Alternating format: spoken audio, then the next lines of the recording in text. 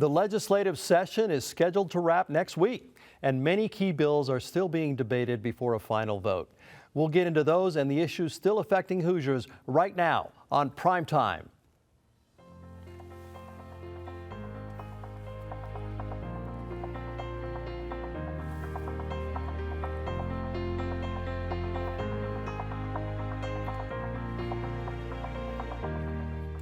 Hello everyone, welcome to Prime Time. I'm your host, Ed Leon.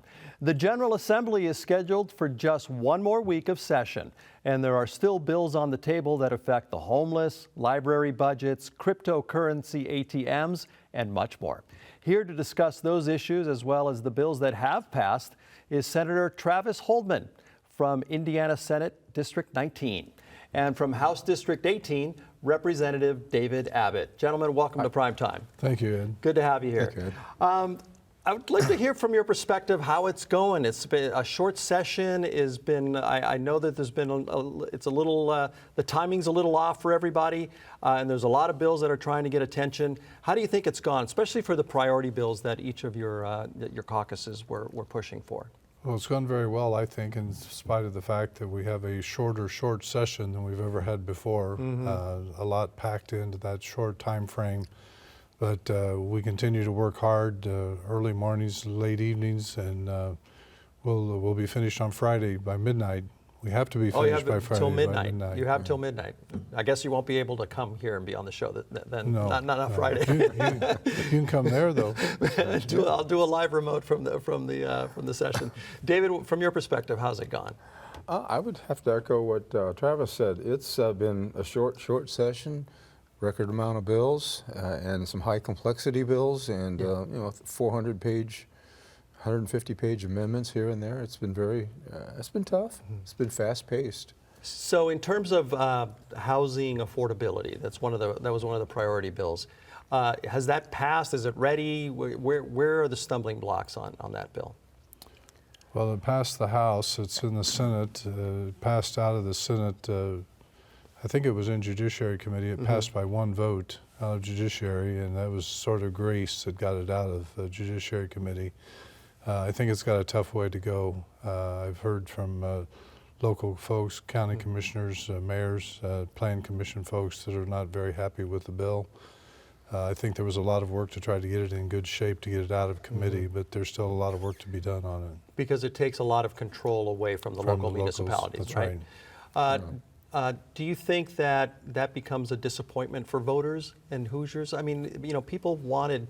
They're in need of some relief in terms of housing and affordability.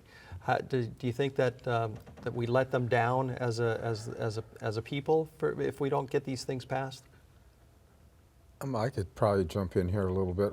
I think it's a challenge for the younger people. Yeah. I'm an older guy, so I'm set. But trying to get into the market, it's average age about 40 years old to get into a home, and a lot of the CEOs I talk to at companies, they're looking for good quality workers. If they get them, then they need housing, and it's been difficult. We're so far behind right now. I think they built 125,000 in I think the last year or two, but we're still far behind where we need to be, and the price point is so high that something has to be done. Right. By the way, I want to remind our viewers that you can join the conversation. The phone numbers are right there on your screen. You can call in or you can text us. And the numbers are 260-969-2720. And you can text at 260-969-2730. Some of the bills that have passed include let me see, I had a list here, the ones that have passed. I've scrolled past myself here. What has passed? The Let Kids Be Kids bill. I thought that was an interesting bill. It was the bill that kind of tried to differentiate between letting kids have independence versus legislating how parents are supposed to care for them. Your thoughts on that? Well, thoughts crossed my mind. Yeah. We were at some event, and there was a speaker, and I had to think back when I was a child. You know, we used to go out by ourselves in the morning, come back at dusk. Yeah, and, that's how I grew up. I used to run to the railroad track, throw pennies on the track, watch the train go by, and we're still here. So I think, you know, maybe we hover over kids too much, but I think it's good that we're not punishing parents for what kids like to do. Also, a bill that passed was a consent bill for social media, making sure that parents happy for their kids 17 and younger. They need parental approval to get onto social media. That's right. Social media is a dangerous tool that is used by some bad folks, and we're trying to do what we can to protect our younger folks and make sure parents are aware of it. Parents can sign off if they want to allow their children to see those kind of things online and to participate in social media, but all the research shows that it's not a very healthy medium for kids to be participating in. Any bills that have failed that you wished that had gone through? Mine have all passed, so I don't are in the process of passing. You're batting 1,000. Well, for example, the online lottery went down. To purchase legalize the online sales of lottery tickets. Did you vote against that, either of you? It wasn't. It was a House bill. It was a House bill. So I was not for that bill. Yeah. I thought that's just expanding it into an arena that is too open to create habitual gambling, especially age restrictions, a lot of moving parts that we don't need that. We're looking at a casino relocation. How do you think of what do you think about the casino in Northeast Indiana then? If that's how you feel about the internet game. Oh, how do I feel about that? I've got mixed feelings on it. I'm not a gambler. I mean, I think when I went to Vegas once, and we went to the shows. And we took $75 one time and said, "That's it. It's entertainment, dinner, and a movie." But unfortunately, I don't think everybody feels that way. But economically, we're just moving the license from down south to here. We're not really. We're just probably. I mean, it's going to benefit the communities. That's where I see the good in it. As far as the gambling part, I'm not in favor of that part, but that comes with it. A ban pass on cryptocurrency ATMs. Can you explain what that is exactly? Those cryptocurrency ATMs? Well, it was a device that basically you put cash in the machine and you get cryptocurrency in its place, and there's no controls, no Patriot Act controls over those whatsoever, and we just have real concern that it's really a tool for money launderers, and the fee was somewhere in the neighborhood of 25 to 30% return on using the machine to get the cryptocurrency exchange for the cash you put in. And we just saw it as a dangerous tool that wasn't regulated in any fashion. For viewers who may not have run across one of these things, where were they found? Where are those? Convenience stores. They're in convenience stores? Yes. And since cryptocurrency is a digital thing, how would they put money in and get cryptocurrency out? How would they get it out?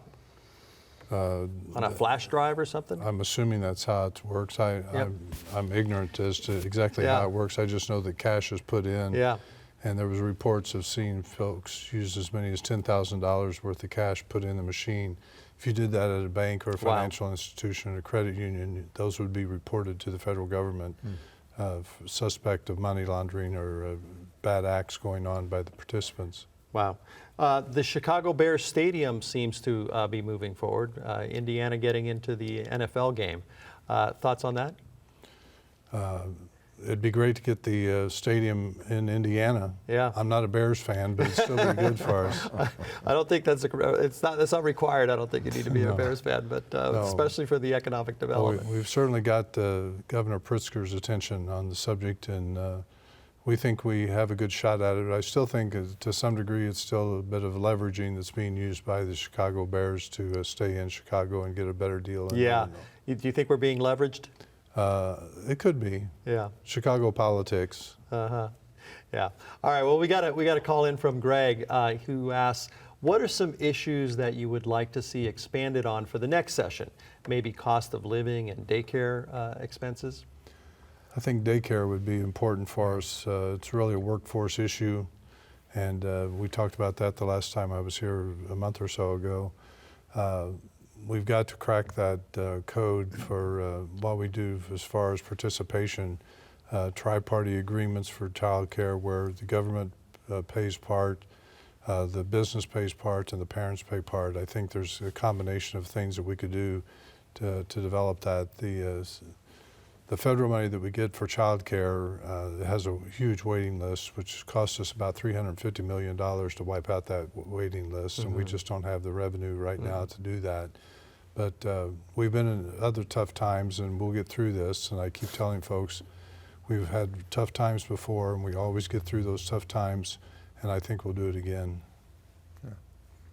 I thought you had something to add, David. Yeah, well, a little different area. I think the housing is really important. I'm afraid 1001 is going to fall short. You think so? There's a lot of amendments to it, and there's a lot of opt-outs. I don't think we are possibly, it's my opinion, but we may not be really hitting on the head of what the cause of this is.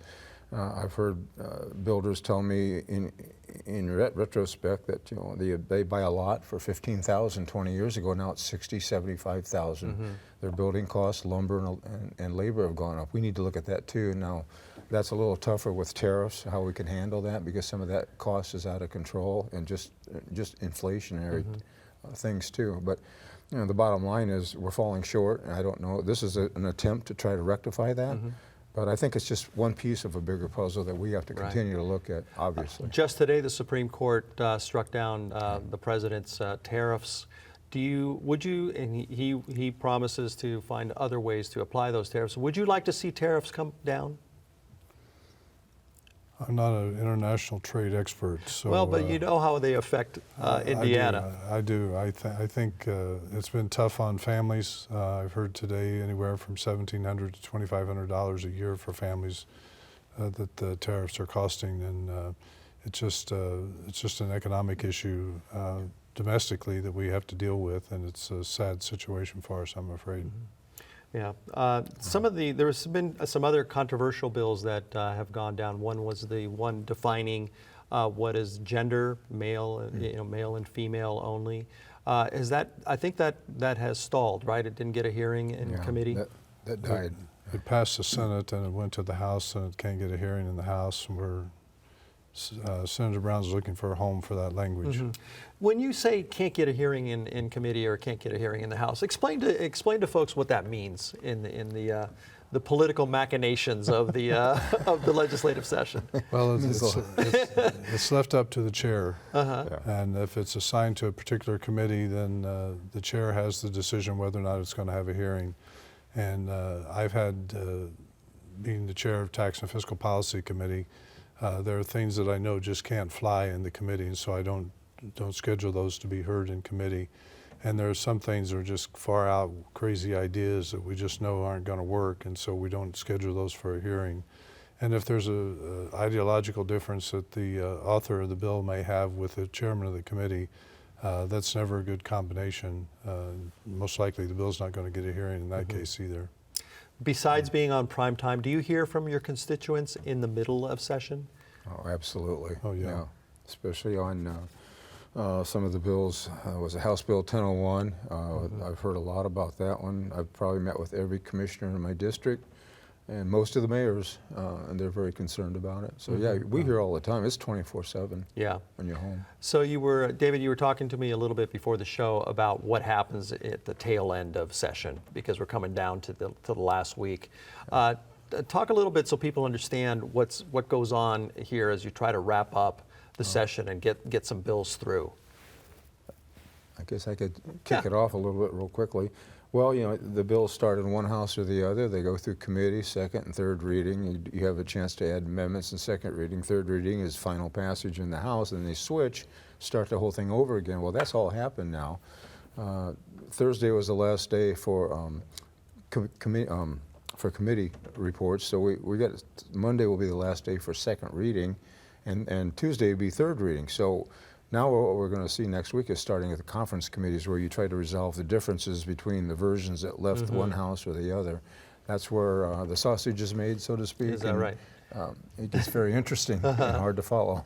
We've never had a period for conference committees as short as this year. This is only 3 days for conference committees, because third reading is, as Representative Abbott said, third reading is Tuesday, so that just leaves Wednesday, Thursday, Friday, midnight to get done. And how many bills will you try to, you know, kind of true up? Well, there'll be dozens of bills that will be that in conference committee.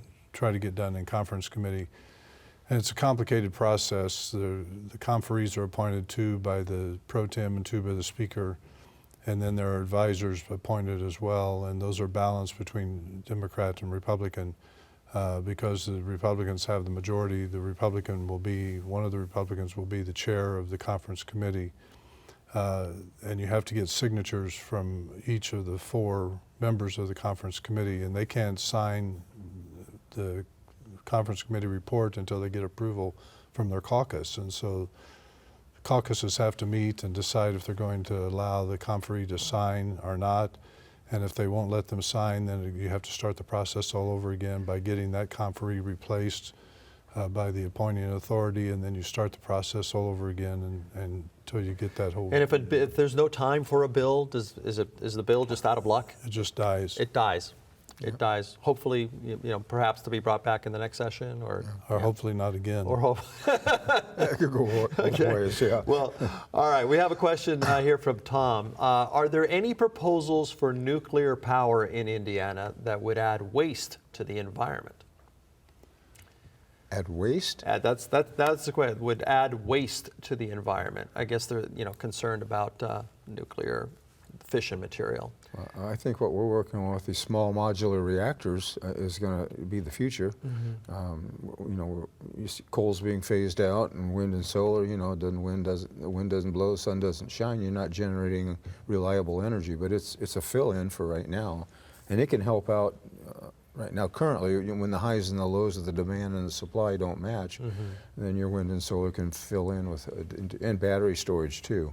We're working on that too. But Travis might know a little bit more about this than I do. We get so much of our power from Cook Nuclear Plant in Michigan. I&M owns that plant, and there's not been any damage to the environment from that plant for 30 or 40 years that it's been in operation. And so we think, as Representative Abbott has said, with these small modular units, reactors, that those will be much more efficient, operate much more efficiently, and the risk of environmental damage would be just minimalized or none at all. When you take a look at what we've had in the past with 3 Mile Island here in our country, and there's only been 2 other big incidents that have Chernobyl and Japan, the chances of leakage or anything of that nature is very slim, and we need a reliable source of energy, and I think nuclear is the way to go. And I might add, these have been in submarines, aircraft carriers for 50, 75 years. Right. They don't melt down. They're very safe. And that's why we're looking at it. It's safe nuclear. It's different than the big giant power plants that we're used to seeing with the 3 reactors. Towers. Reactors. All right, here's another question. This is from Gary. With taxes like the 2-wheel tax on vehicles, how can we get those taxes to go towards road repairs? That's always one that everybody can relate to, is road repairs. Wheel tax is a local tax, and so so that's up to the locals. Local municipality. Local municipality, the county, most typically, the county commissioners and the roads and streets departments for the county, and those are shared, I think, with the cities as well. But those are local dollars that are collected and used locally. Are there any? Go ahead. Well, I might add too, another thing that helps drive those dollars to the county is when you do your community crossings grant funding applications, you get priority if you do have the wheel tax, and then those dollars that you get from community crossings do go straight to the roads and bridges. So you can get $1 million, $1.5 million in some cases for a community. That's a lot of money. And that's a component, that wheel tax is a component of getting you higher on a ranking to get awarded those grants for the roads and I bridges. see. So. Back to the transportation. Are there any I don't think I'm familiar with any big transportation bills that are flowing through this session. I don't believe so. Yeah. No. You know, I mentioned at the beginning that there's a bill that is trying to restrict funding for libraries. Are you familiar with that bill? Senate Bill 8. I think so. Yeah. Senate Bill 8 was going to require binding review by city council or county council, whichever was the authority, whether it was a city library or county library. And it came to the Tax and Fiscal Policy Committee, and we had several librarians that spoke to me and said, we've got a problem because our county council or city council doesn't like our library, and we're afraid, well, our budget will be slashed if there's binding review of our budget. So what we did is I took the bill and changed the language of the bill to say that if the increase in levy, the increase in the amount of money that's being raised by the levy for the library exceeds the average MLGQ, the growth quotient, on an annual basis, then it does. If it does not exceed 50% of that increase, then it does not have to go to binding reviews. So what that means is if they keep their budget this year at 2% or less of an increase, then it doesn't have to go to binding review. Next year, that binding review would be based on a 3% increase because the MLGQ is going to increase to 6%. By the way, next year. what was the spirit of that law? Is it have anything to do with their cities not being in alignment with the content in libraries, or is it? No, it has more to do with the fact that there's a pushback from a lot of folks that libraries have taxing authority, and they're not elected officials on the library board, and so those folks are making decisions without having been elected to those positions. There's still a bill under consideration, the one that bans camping on public land, which is in some ways a reaction to homeless people. Is that you think that's going to pass? That's hard for me to answer because this was tried last year, and then of course the question came up that we're criminalizing people that may be homeless for causes beyond their control, drug addiction, military, PTSD syndromes, things like that. I think it's going to face those similar challenges. I haven't seen the depth of the bill completely, but I think we're on a similar path. But I think it's going to be tough. The Sheriff's Association did not support the bill. I voted against it in the Senate because it just seemed somewhat silly to me that an individual had 48 hours to move from that location. Let's say they were under the bridge, under an overpass, and they just had to move 300 feet within 48 hours, and the whole process started all over again. And the alternative, if they were arrested, they were charged with a low-class misdemeanor. But it just means we load up our jails with folks that mainly are having mental health issues and not criminal issues. Yes. And criminalizing homelessness, as Representative Abbott said. The immigration enforcement bill is still out there, and the bill where the governor is allowed to militarize a police force. Are those bills still in HB 1343, which empowers the governor to deploy the State National Guard as a military police force? Does that still have a chance in the Senate? I guess it cleared the House, right? Did it clear the House? It does. It just has to do with military police that are law enforcement. And I think it's not a bad idea. They can do a lot of those things now, but it just means that they're ready to go into action if they'd be needed to do that. The immigration bill is just waiting on a vote for concurrence. It was Senator Brown's bill. And I think that basically just reinforces our position that we're not a sanctuary state, and we do not tolerate sanctuary campuses with our state universities. And it just strengthens that relationship that we have with our communities to say we're not a sanctuary state and we don't allow for sanctuary cities. Okay. Explain that a little bit more. Talk a little bit more of that one. Well, it's the current issue that's coming up with ICE. we basically tell our municipal folks and county folks that you have to cooperate with federal authorities because of preemption. And so it's just behooves us to make sure that we're cooperating with federal authorities to take care of putting bad people away and making sure if they need to be deported, they're deported because they cross the border without permission, without the paperwork that they needed to do that. Sure. And we just think it's a good policy. Has ICE been much of a presence in Indiana thus far? No, not that I'm aware of. Yeah. No. Yeah.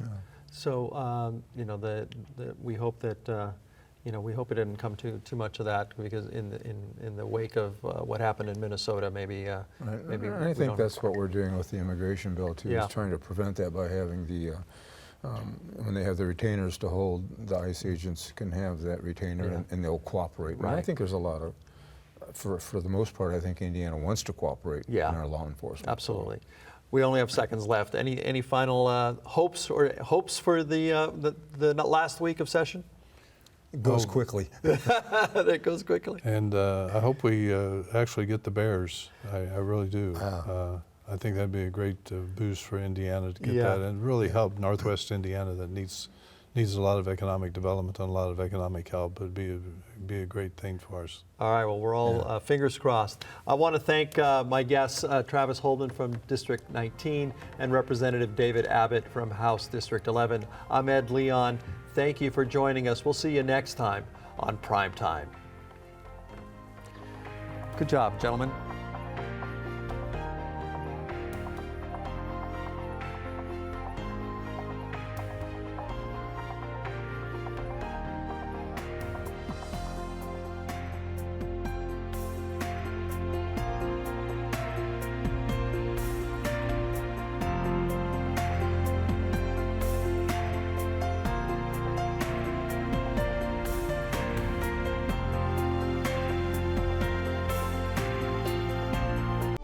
The preceding program on PBS Fort Wayne is made possible in part by the Regional Chamber of Northeast Indiana advocates for world-class infrastructure, a competitive business climate, 21st century talent, and rural investment. One region, one voice. NEINadvocates.com.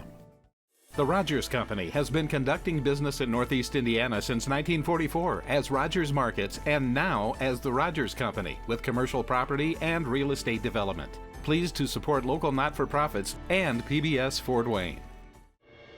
Funding for Prime Time on PBS Fort Wayne is provided by the First Source Foundation and the Knight Foundation.